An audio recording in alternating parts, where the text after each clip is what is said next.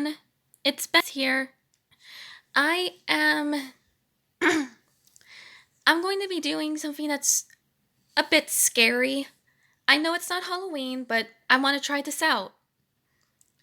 We're going to be reading a scary story about the Crooked Man, and then I'm going to find some creepypasta to read about. So, first we're going to start off with the Crooked Man. Now, I found this on the fandom, and I'm not going to show you the picture because some of you might already know what he looks like. But here are his gender, occupation, age, and status. Gender, he's a male. Occupation, he's a haunting ghost. The age he's in is unknown, presumably in his late 20s. And sorry guys, my throat's a little scratchy, but I can still read. And his status is deceased. And this is supposed to be what he says. It wasn't me, it was you. And this guy, I'll just read this out. Duke McGahan is the tenant of David Hoover, has been looking for throughout the whole game. He committed suicide years ago and is the true identity of the Crooked Man. And these are supposed to be his fragments of his troubled past: Cece, Dee, and Fluffy. Now here is the story of the Crooked Man. The Crooked Man. As the Crooked Man, he generally goes after David Hoover, but if Cece, Dee, or Fluffy are around, he prefers going after them and trying to kill them. Much to David's confusion. After it is revealed that the three of them are facets of Duke, it makes perfect sense. Cece has regrets over her lost love, Dee has regrets over failed dreams, and Fluffy has been abandoned by his mother.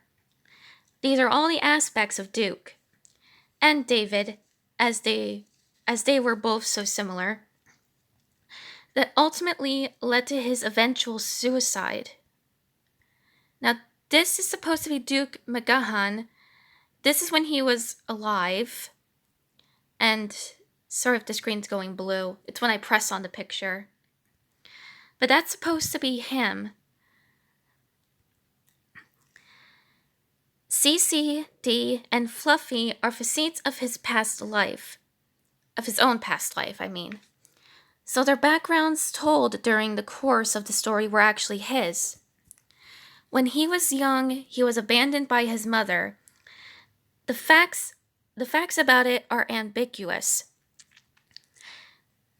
But she apparently died in a hospital when Duke was a kid, leaving him with bitterness and feelings of abandonment. Years later, he decided to become a lawyer, but no matter how much he tried, he never passed the final exam. The last straw for him was that his beloved girlfriend, whom he loved very much to the point of making her gifts and taking her to their special place in a hotel, eventually abandoned him. This left him very depressed. Sorry, guys. Unable to take it any longer, he left the apartment he lived in and went to his mother's abandoned house, where he committed suicide by hanging himself. Sorry, I almost burped there.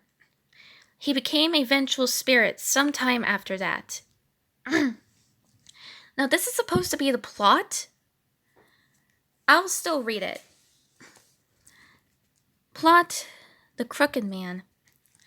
After David moves to the apartment, David deduces the house's malfunctions when they have something to do with the former tenant and decides to look for him.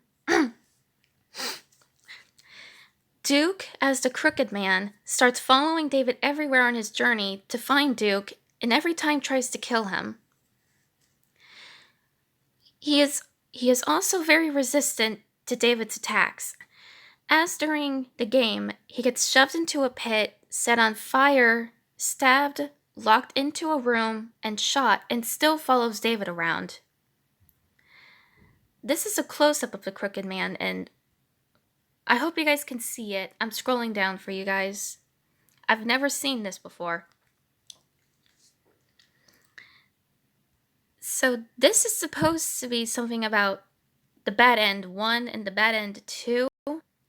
So let me read this for you guys. In the Bad End 1, what a sissy. If David tells Sissy not to cry over her lost love, she decides to give up on her quest to keep fond memories alive and drops the precious box her boyfriend gave her.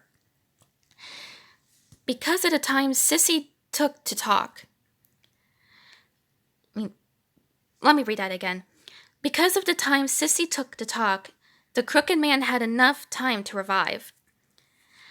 As she is about to leave, she is attacked and brutally killed off screen by the Crooked Man, who then kills David. In the Bad End 2, never give up.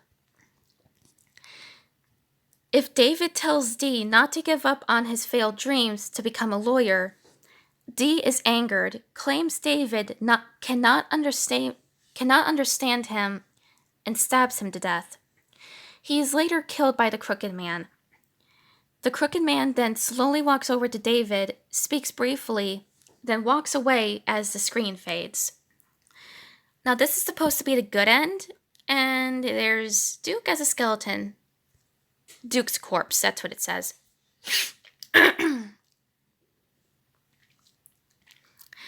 After Paul saves David, he goes to the abandoned house of the former tenant, which actually belonged to Duke's mother, who abandoned him. When looking in the belongings, he finds out the tenant's real name. Then the Crooked Man cries and realizes that David is watching him and screams.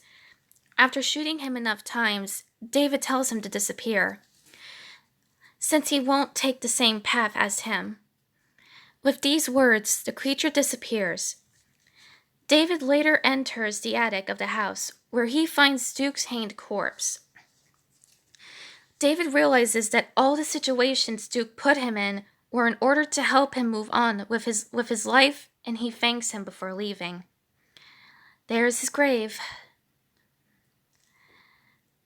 That's actually like a big image. Duke's corpse is later retrieved and put to rest in a cemetery, presumably by David. In the final scene of the game, David visits Duke's grave, puts some Marlboro cigarettes next to the grave, and says that they would see each other again. In the second replay, when David enters to the attic, he has a conversation with Duke's spirit, who is recalling the moment he is about to commit suicide. Before Duke passes on, his spirit is later seen after David and Shirley are back into their relationship. So it is implied he will continue looking after David. Why does this say the boogeyman? I'll just read it. He doesn't appear, but it's revealed that his case brought David trouble with the police. Since they didn't believe about the supernatural force that led to David finding Duke's corpse, they suspected David. However, they didn't have any proof about Duke's death, so the police let him free. Because of this, the detective Keith Baring is a little wary of David at first. And here is the Crooked Man's fragments. Sissy. Sissy is the first fragment of the Crooked Man, or Duke MacGahan. Sissy represents his breakup with his girlfriend. Cece is supposed to be the girl. I can tell because I saw some images about her. D. D is the second fragment of the Crooked Man, or Duke MacGahan. MacGahan. I guess I was supposed to say that. I don't even know how to pronounce his last name or whatever. D represents his dream to become a lawyer, but failure in bar exams. Fluffy. Fluffy is the last fragment of the Crooked Man, or Duke. I'll just call him Duke. Fluffy represents his abandonment issues with his mother when she died. Now, this is supposed to be the trivia. As shown in the second playthrough, I did not know that this was supposed to be a game. Duke continues looking after David. Aww. I think that's a bit cute. The Crooked Man represents Duke's resentment and despair. However, during Stage 3, there was a note from an otherwise unrelated man who killed himself in order to get away from something. David also says that he's been hearing voices in his head long before the Crooked Man started coming for him. The Crooked Man in the game is Duke's, but David apparently had one of his own for some time, which is part of the reason Duke decided to step in. It's even possible that the creature who tries to make David shoot himself in Stage 4 was David's own Crooked Man and not Duke's. The Crooked Man's immensely, I don't know how to say that, bent neck was a result of his neck snapping after he hanged himself. I did not know that his neck snapped after he hanged himself. And this is supposed to be the picture. Treasure hunt. Dear Mom and Dad, me. The treasure hunt puzzle in hotel. I do not know what that says. I don't know. It is stated in Uri's official Twitter account that Duke's eyes are green. If you look closely on the screen where David shoots himself, his eyes become green. It was also stated in Uri's website/blog that Duke supposedly used Camel cigarettes, despite the fact that David gave him a pack of Marlboro. If you look closely on the treasure hunt puzzle on Hotel Ruin Ham, I do not know how to say that. The kid who drew it looks similar to a young Duke due to his black hair. Maybe that could be him. Honestly, I don't even know. Well, that is it. I thought this was supposed to be long, but, well, okay. Let's go back all the way to the top. I think I'm going to end it here.